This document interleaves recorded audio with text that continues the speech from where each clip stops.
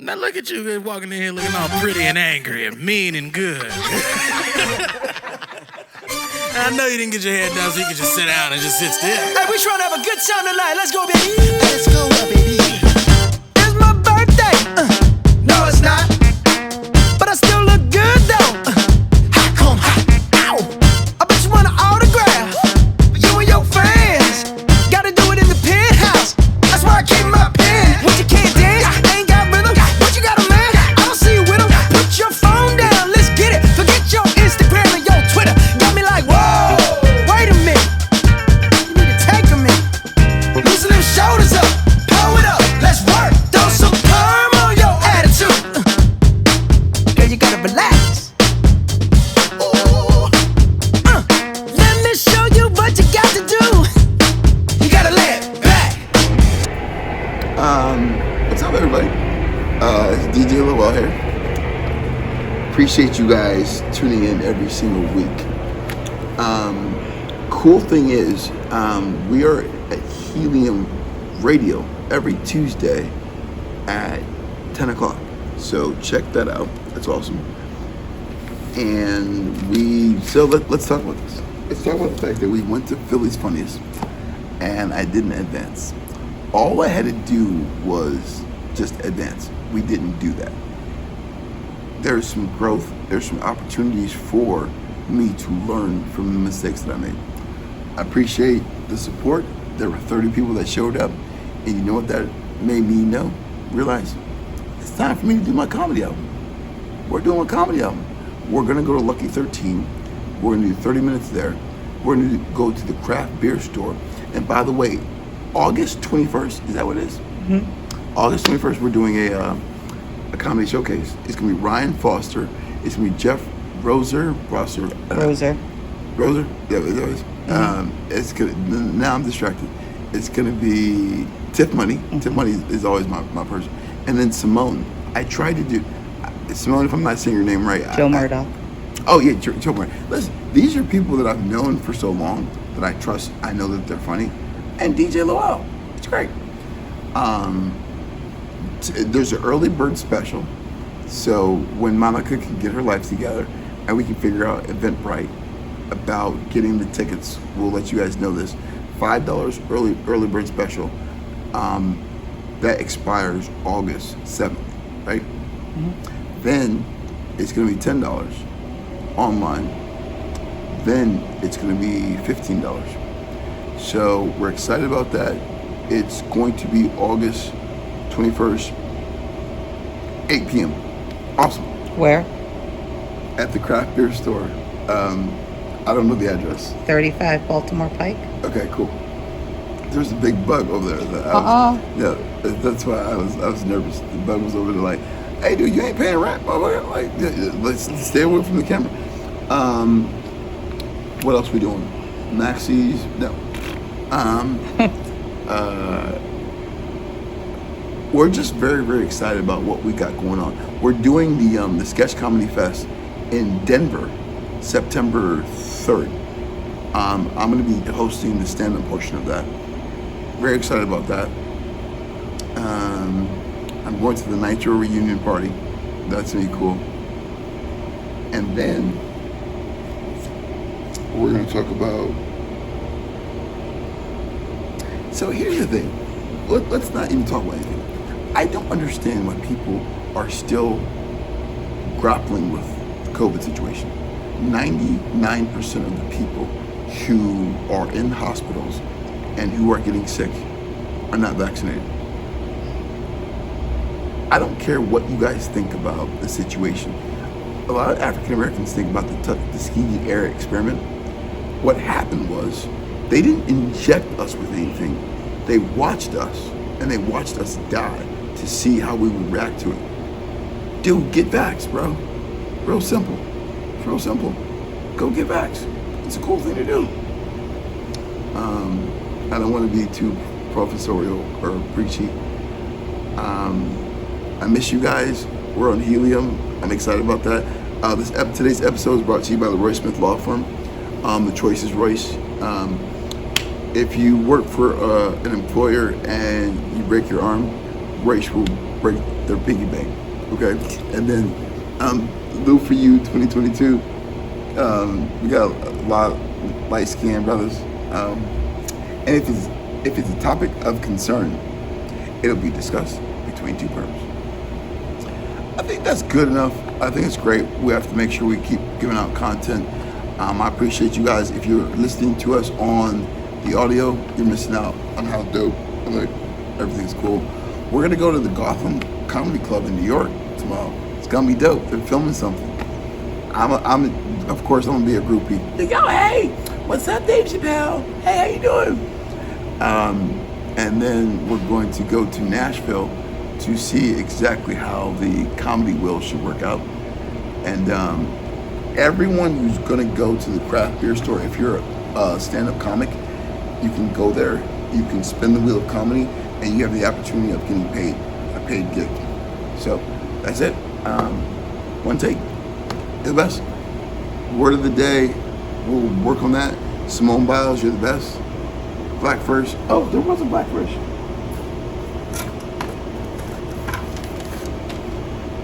Oh, and you know what we should do? We should do some jokes. The joke is gonna be, listen, we'll figure it out. There's a black first next week. Same bat channel, same bat time. The tape of Philly's Funniest is gonna come out, and there's some victories, and there's some opportunities for improvement. It's a war out here. We work hard, we learn from mistakes, and you guys will see it soon. That's it. One take. Tony Toy. That bug's coming to get me, so that's it. Just to briefly introduce myself, my name is Lauren Bowler. I'm a recent graduate of Howard University. I graduated summa cum laude, majoring in strategic, legal, and management communications with a minor in psychology, and I was born and raised in Philadelphia. I actually went to McCall for elementary school. Oh, okay. Very good. So I'm working here with Roy Smith LLC while I'm preparing for my LSAT and applying to law school, and my top choice is Temple Law. There you go. So I just had a few questions about some of your stances. Okay. So something you mentioned before is that it's imperative for children to go to high school and go to college or trade school, whatever education they want to pursue. So something I saw on your website is making sure that we have an environment for school children to be able to learn, and sometimes that means to kick out the bad kids. And so I was wondering how you plan to make sure that those quote-unquote bad kids who may not work in that one environment be able to get that high school education, their college education, and whatever education they want to pursue. I think you just have to go to a place that can handle that. Mm-hmm. I'm not willing to sacrifice 40 educations and 40 kids to get lower GPAs because we're gonna let this one bad apple, for lack of a better term, to disrupt all the other children. There's two teachers who were part-time at the store I work at. One came in with a black eye once. Kid wasn't suspended. And that is just not, I remember what it's like to be a kid.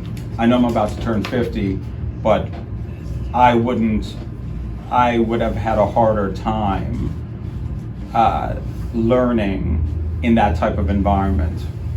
So we have to have, another school. So, because again, the education is imperative. It's imperative they get their education, but again, not at the expense of that type of disruption. So we would just need schools that have teachers and faculty that can work or are more qualified to deal with massively bad disruptive behavior. And I'm not saying just a kid, throw him out of school because he threw an eraser at a teacher. I'm not saying that. But we have to look out for the good of the many. And if they have to go to a different, like say it's in Philadelphia, if they have to leave West Philly High and go to a school that's better suited for them, that's what I think should happen. Okay. So something else I saw on your website is your stance on guns and the Second Amendment. And so one part of the Second Amendment that a lot of people overlook is that first part about a well-regulated militia necessary for the security of the free state. So how do you reconcile that with your stance on the fact that you believe that every non-felon adult should have a gun? The only thing, I used to sell guns, as you saw on the website. When I lived in California, I worked at Big Five Sporting Goods. And the joke back then always was, if you came in to buy a gun, we already knew if you were going to get the gun before you even hit your car. But it was a 10-day wait period. So I know Pennsylvania, when I bought a gun maybe 9 months ago, the guy puts it on the counter. I'm like, okay, so I'll just come back for this? And the guy's like, oh no, there's no waiting period, you can just take it. So I'm like, okay, well, that was interesting. But, and I have a problem with semi-automatic, of course, fully automatic, and banana clips. I mean, those things are designed to do one thing, and that's kill a bunch of humans quickly. I have uncles who live in State College. They hunt deer. They donate it to the churches. So I'm okay with people having guns, and it's just the straw purchase, which is where a lot of bad things go down. There's clearly no background checks. I live in King of Prussia in Valley Forge. They always have one, and there's no Department of Justice background checks on these people, and they're just walking out there with a ton of guns. Now I know this is going to be a hard road to hoe, because similar to abortion rights, nobody wants to give up anything. If somebody would make it, oh, okay, well, the only reason we're not going to do 10-day wait period, because eventually you're going to want a 1-month period, and then you're going to want 8-month period, and then you're just going to ban guns. So I get it that people who are, really pro-gun won't concede any yardage on it. But I think that, we have to think the problem through. And Minnesota is doing horrible in gun violence. Philadelphia is on the news every day. Would banning the guns fix that? Probably not, because you're still gonna have the black market, and it's the people like me who have these guns. I'm not holding up a Wawa store or shooting a lady for a cell phone in a cell phone store. It's, and that's what the gun rights people say, well, why am I getting punished? Because of these people over here. But, I think we have to, first off, the punishments for any crime committed with a gun, it has to be not a misdemeanor, it has to be a felony. And, and this is gonna hurt, this is gonna make people on the severe left not like me, but they have to do hard time, not 5 years. If you hold up a Wawa with a gun, shoot it or not, you need to get 35, 55 years. That's just bottom line. That's just how I feel about it. Because again, we have the whole society to protect. And if you're not responsible enough to handle this gun, we have to make sure you never get it again. Okay, so another question I had is about the debt that people go through when they go through college or trade school or whatever they have to go through. And a lot of those people are held back from entering different tax brackets, different upper echelons of wealth, because they're held back by that debt. So I know for a fact, for many people I know, including myself, we're thousands of dollars in debt from college, and it's going to take an incredibly long time to pay that off. And until we pay that off, we're not afforded a certain level of wealth until that happens. Right. So how would you go about supporting the people who graduate from college and graduate from higher education who are struggling with debt? Well, first off, there is what they say, good debt and bad debt.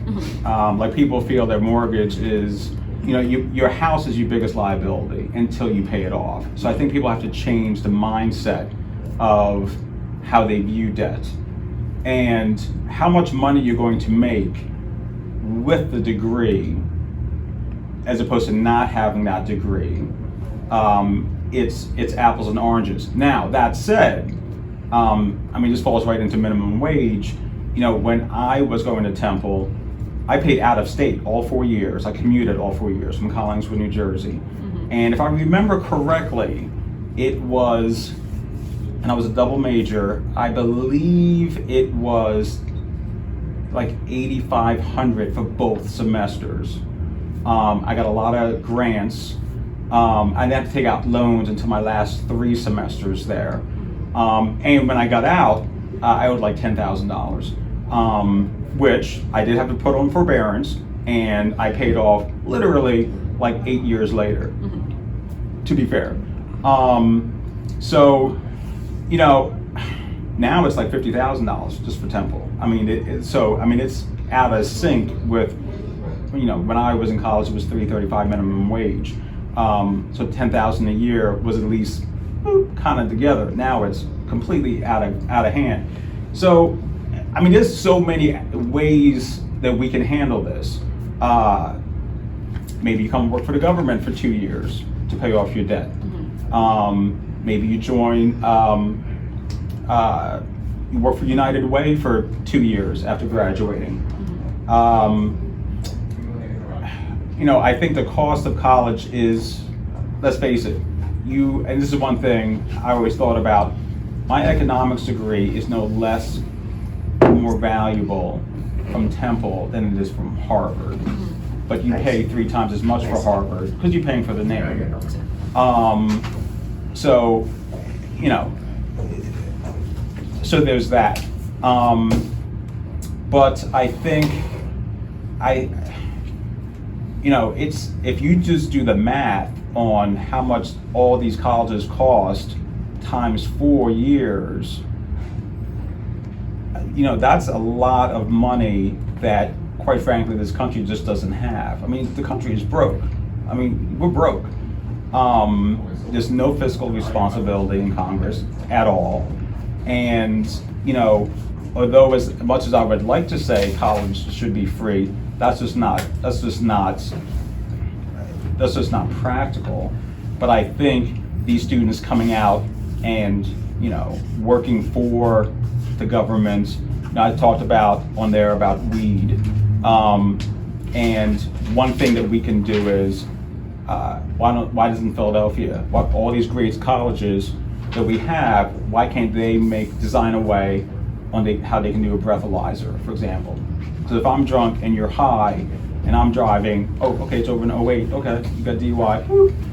But for you, how high are you? Is it high enough to impair your driving?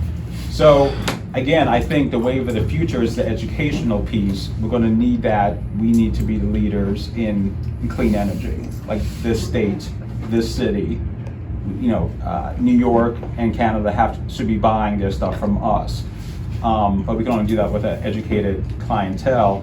But again, the money thing is, there's a way, but I think the easiest, quickest way to do it is, I graduate from Temple, I'm $45,000 in debt, I work for the Peace Corps for a year to pay it off, and then I can, now I'm debt free, and now I can go to XYZ firm and do what I can do.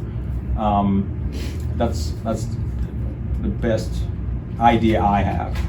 Okay. My last question is about police brutality. So police brutality, that's obviously an issue, obviously an issue facing a lot of Black people. And so I remember you said that you were not in favor of the notion of defund the police. Right. And so if that's not the solution, what do you propose is the solution to face this systemic problem of police going after minorities in the quantity that they do? All right, so first off, many of my friends are cops, and family members of mine are cops. And are there bad cops? Like there's, by bad I mean like, people doing bad things. The people who kill minorities. Right, like there are in other industries, yes. I think that, so a lot of the cops who you always see on TV, they have this huge record. Oh, they beat this person here, they did this in this other state, and now they're working in XYZ police department. I think that once you make a mistake, once you do something that infringes upon somebody's civil rights or human rights, you need to go to jail. You need to lose your pension. And more importantly, you should never be allowed to be a cop again. But it's interesting when I see the records of some of these bad cops. It almost makes me think of like the priests. Oh, wait a minute. Okay, so he molested this kid here. Let's move him over down to this church. Like, that's not solving the problem. And I think there has to be more internal things. You know, I know like most psychiatrists, they go to a psychiatrist because they hear people's problems all day. And I think, you know, I think the cops have to have, I mean, my cop friends come home and they come over to my house, we watch the Phillies and stuff. You know, they're frustrated. They're really frustrated, and they need to have an outlet to go to that they don't feel like afraid, oh, I'm going to lose my job. So I think we need higher punishments, better screening of these cops, and you just have to, you know, doing away with the cops. Like Minnesota did away, defunded some of their cops. Now they want the cops to come back because the murder rate is so crazy. You know, having less cops isn't going to solve, in my view, is not going to solve the problems and make society any safer. Well, thank you for your time. Thank really you. Appreciate you taking the time to answer my questions.